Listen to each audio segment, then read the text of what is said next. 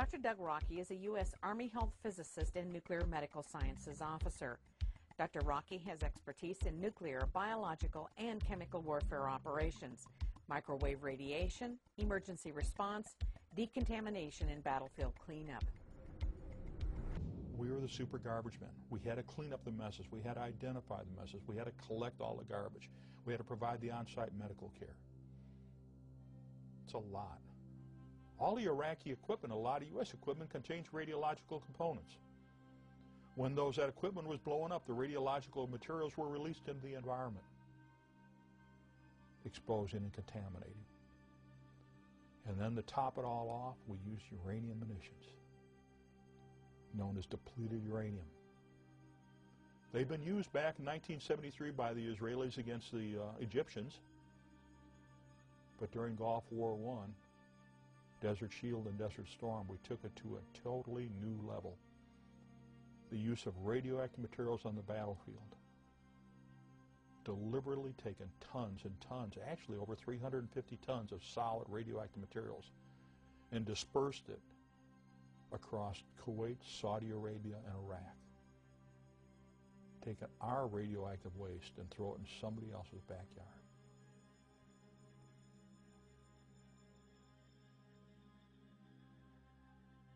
This is an aluminum model of one DU tank round.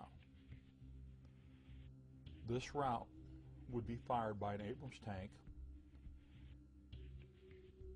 If it was actually uranium rather than aluminum, it would be over 10 pounds of solid uranium. What happens, it moves extremely high velocity. The minute it leaves the bore of the gun, it catches fire. So this rod is a burning rod of uranium. It impacts tremendous forces, unbelievable forces, over this very small diameter. And it's like a blowtorch with tremendous forces that punches right through. Now, as this breaks through and goes into anything, it can be steel, concrete, sandbag bunkers, wood, or anything. Uranium itself is soft. So you have parts of the fragments of uranium breaks off as it enters and goes through. The uranium rod emits alpha, beta, and gamma radiation and X-ray radiation. The alpha particle is a 4.15 MeV particle. That's 4.15 million electron volts. Now, the intercellular voltage, the voltage that your cell operates biologically, is 10 electron volts. So when that cell is bombarded by an alpha particle at 4.5 million electron volts, it doesn't have a good day. We have all kinds of other problems. We have the beta particle and the gamma rays, the X-rays. Now, we've actually measured the ionizing radiation emissions from a DU rod within, say, 4 to 6 inches at over 300 millirems per hour. Now, that radiation is continuous. So you get a fragment of DU into your body that's emitting at over 300 millirems per hour. Or if you're holding the rod in your hand, it's over 300 millirems per hour. And if you got the fragment, then you got the alpha particle in there, which is an extremely hot particle, 4.15 MeV. And we're looking at what we measured over 10,000 counts per minute, 10,000 disintegrations per minute, 10,000 alpha particles per minute. In fact, in May of 2002, the U.S. Department of Veteran Affairs reported that over 160,000 troops that participated in Gulf War I, the period August of 1990 through the fall of 1991, basically October and November 1991, have been classified as disabled from anywhere from 10 to 100%. Now, my own disability didn't come about until after May of 2002. The count right now is somewhere close to 200,000.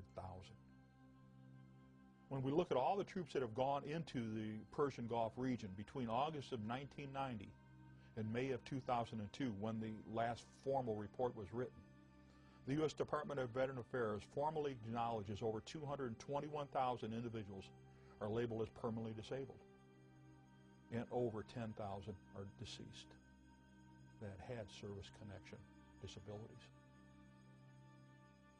There's a big difference. There's a 60,000 increase in individuals that are disabled amongst those that served after the fall of 1991.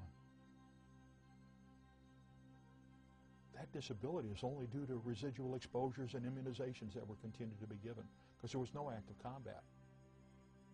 There was no active maneuvering. So what's happened?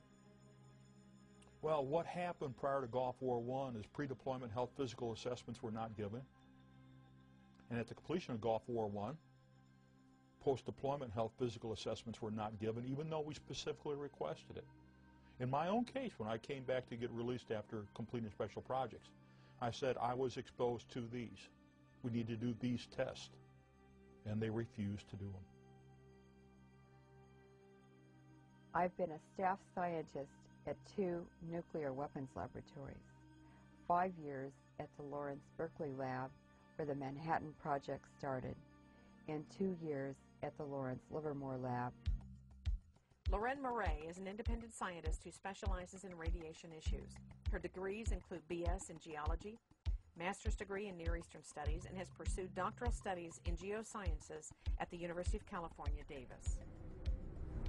For the past 5 years, my research is focused on the damaging effects of low-level radiation. The history of depleted uranium goes back to a 1943 declassified memo known as the Groves Memorandum.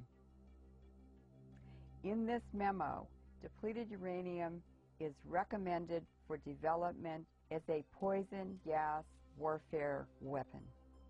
According to the United Nations Human Rights Commission, which has declared depleted uranium illegal, approximately 17 countries have purchased depleted uranium weaponry from the United States government.